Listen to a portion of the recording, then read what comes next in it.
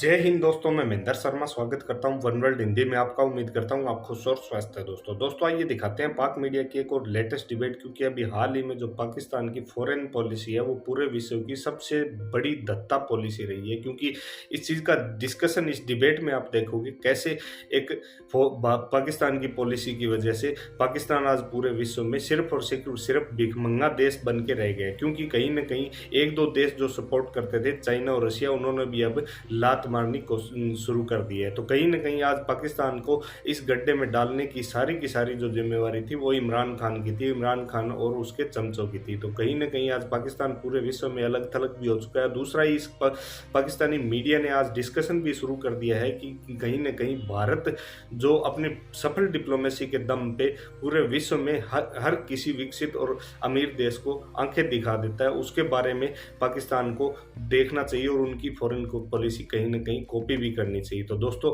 देखिए डिबेट और कमेंट में अपनी प्रतिक्रिया जरूर दें। लास्ट में आपसे रिक्वेस्ट करूंगा, चैनल पर नए हैं तो चैनल को सबसे पहले सब्सक्राइब करें, लाइक शेयर कमेंट जरूर करें। दोस्तों जय हिंद, वंदे मातरम, भारत माता की जय। दोस्तों मांग रहे होंगे, वही मांगते रहे गंदम, वही मांगते रहे पाइपलाइन। हालांकि वो किस तरह करें, उनके ऊपर तो खुद सैंक्शंस लगी पड़ी।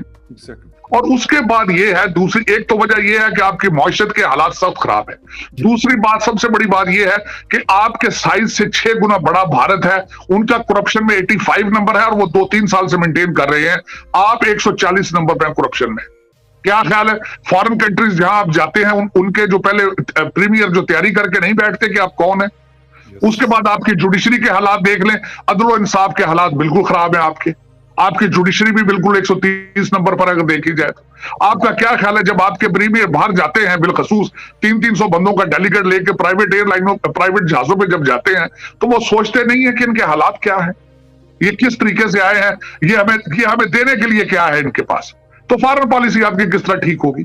फॉरेन पॉलिसी बिल्कुल मैं टोटली इस वक्त। और दूसरा, अगर कंपेयर करें डॉक्टर जयशंकर साहब को, आप अपने कुरैशी साहब से कंपेयर करें। कुरैशी साहब मुल्तान के सती लेवल के एक सियासतदान हैं, उनकी वो लाहौर तक नहीं पहुंच सके, ख्वाहिश करते थे कि वो चीफ मिनिस्टर बन जाए, वो ख्वाहिश करते रहे सारी जिंदगी के -1 फार्मूले में।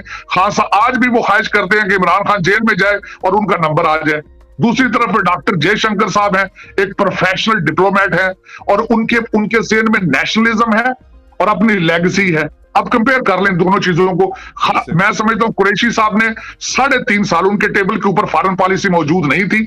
वो ख्वाब ही देखते रहे कि शायद वो चीफ मिनिस्टर बन जाए या -1 फार्मूले में प्राइम मिनिस्टर बन जाए। तो जब आप फॉरेन मिनिस्टर बने ही नहीं ज़हनी तौर पे, तो आपने फॉरेन पॉलिसी को मेंटेन किस तरह करना है?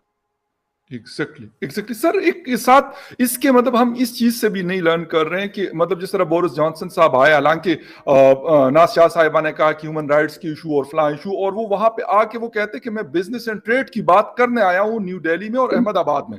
सर ये मतलब दूसरा एक या तीसरा बड़ा पावर हम कह सकते हैं दुनिया का, यूनाइटेड किंगडम को।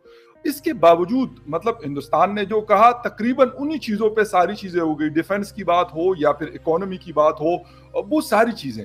लेकिन हम जिसे कहते हैं कि वो आप वाली बात सही है कि चाइना और सऊदी अरेबिया जो हमारे किसी जमाने में थोड़े बहुत बात सुन लिया करते थे, सर उनको भी हमने भगा के रखा हुआ है, साइड पे किया हुआ है।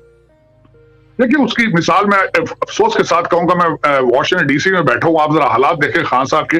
खान साहब सऊदी अरेबिया गए, सबसे पहले तो उनका जहाज मांग कराए और यहाँ आते ही टर्की और मलेशिया के साथ जब उन्होंने बात की तो उन्होंने अपना जहाज वापस मंगा लिया था दूसरी एयरलाइन में। देखिए कितनी एम्बैरेसमेंट। फिर ये घड़ी वाला मामला है, उन्होंने घड़ी गिफ्ट की और घड़ी वापस सऊदी अरेबिया पहुंच गई। पर देखिए आप उनके हम रिलेशनशिप किस तरह आगे ग्रो करेंगे। हम अभी शख्सी तौर पर, इंडिविजुअल तौर पर, मोरालिटी वाइज हम अभी तक ग्रो नहीं कर सके। अब मुल्क का क्या करेंगे? मेरे लिए एम्बैरेसिंग है ये कि ये सारी जो 2-4 चीजें मैंने मेंशन की है। फरा बीबी अब यहाँ बैठी है इस वक्त और यहां से बैठ के लाहौर का जलसा फाइनेंस कर रही है, मुझे यहाँ पे खबरें मिल रही हैं। और देखिए आप हालात, और इनको सबसे बड़ा खौफ है क्योंकि इनके स्कैंडल निकलने वाले हैं बहुत ज्यादा, और खौफ इतना ज्यादा है जिसकी हद को नहीं। अपने कारकुनों को, वर्करों को पहले ही बता देते, मुसलसल अपने जलसों में शोर डाल रहे हैं कि मेरे खिलाफ फॉरेन फंडिंग होगी, मेरे खिलाफ ये होगा, मैंने तोशा खाना की चीजें बेचकर घर की सड़क बना ली है। देखिए आप, और अपने आप का कंपैरिजन उन्हीं चोरों डाकुओं को जो बार बार ये चोर डाकू कहते रहे, नून लीग और पीपल्स पार्टी, आज कहते हैं कि हमारे केसेस उनके साथ सुने जाएं। तो कैसी बात कर रहे हैं? आपकी टोटल कैंपेन चल रही है, मजहबी कार्ड पे आप चल रहे हैं, रियासत मदीना के आप ठेकेदार हैं, आपके जलसों का नाम अमर बिन मारूफ है, आप अपनी स्पीच शुरू करते हैं अय्या कनाबदु वय्या कनस्तईन से। जरदारी साहब ने और नवाज शरीफ ने तो आज तक ये नहीं किया। आप चोरों डाकुओं की लाइन में खड़े हो गए, आप लोगों को किस तरीके से गुमराह कर रहे हैं, बल्कि मैं तो ये कहूंगा कि मजहब को बदनाम कर रहे हैं। नौजुबिल्लाह, इस्लाम एक पाक मजहब है, हम सब उस पर बिलीव करते हैं। जिन बच्चों को ये तकरीरें सुना रहे हैं अय्या कनाबदु वय्या नस्तईन के साथ, और उसके बाद जब इनके ऊपर जो स्कैंडल्स आ रहे हैं, अब लोगों का मजहब से भी एतबार उठ जाएगा।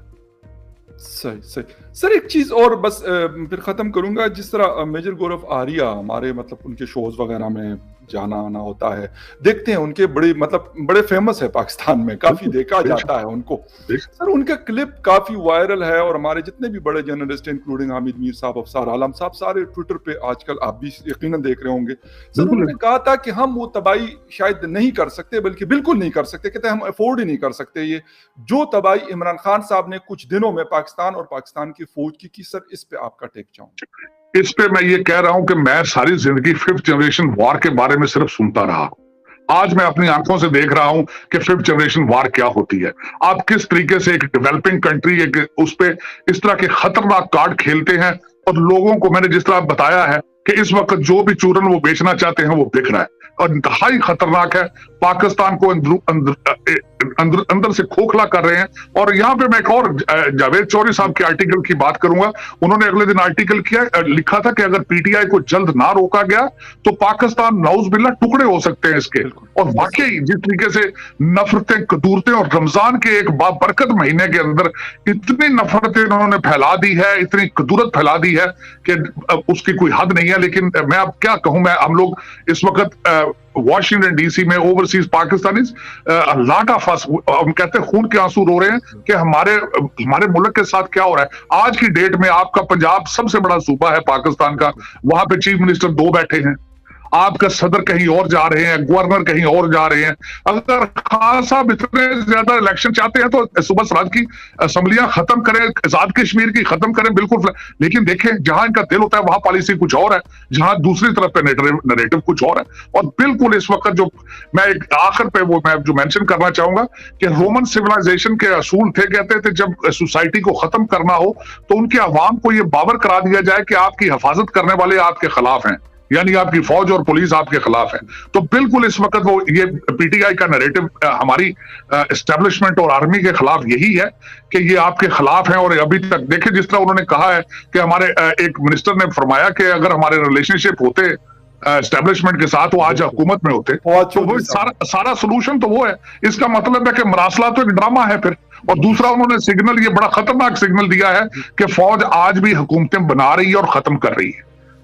और तीसरा सबसे बड़ा जो खान साहब ने लाहौर में कहा है कि अगर आपसे गलती हो गई है तो आप इलेक्शन करा दें। वो आपका क्या ख्याल है, अमेरिका को खत्म कर रहे थे वो? नहीं, वो आपकी एस्टेब्लिशमेंट को सिग्नल दे रहे थे। तो इसका मतलब है कि मरासला सब ड्रामा है, लेकिन सारी कैंपेन जो है आपकी एस्टेब्लिशमेंट के खिलाफ है। मैं समझता हूँ ये इंतहाई खतरनाक है फॉर पाकिस्तान। हमारे जो डिसीजन करने वाले लोग हैं उनको चाहिए कि दिनों में और घंटों में इसके डिसीजन लें, इससे पहले कि बहुत लेट हो जाए। सर टाइम खत्म हो चुका है, लेकिन एक शॉर्ट आपका कमेंट चाहूंगा। फवाद चौधरी साहब अनारकी की बार बात कर रहे हैं, और ये सुनने में आ रहा है कि ईद के बाद ये चीज शायद फिर 2014 में जिस तरीके से इमरान खान साहब ने किया उस तरफ पाकिस्तान जा रहा है, लेकिन उस वक्त शायद सिचुएशन और थी और इस वक्त सिचुएशन और है। इस पे शॉर्ट कमेंट फिर पॉइंट। देखिए, मेरे ख्याल में ईद से पहले बड़े डिसीजन आने वाले हैं। ईद अभी कुछ दिन पड़े हैं। जिस तरह मैंने आपको किया है कि पहले मैं हफ्तों और महीनों पे बिलीव करता था, इस वक्त पाकिस्तान मिनटों, घंटों, दिनों पे चल रहा है। अगर ईद तक इन चीजों को ना रोका गया, इन पे कोई डिसीजन ना लिया गया, तो ये बहुत लेट हो चुका होगा। आप जिस तरह अनारकी की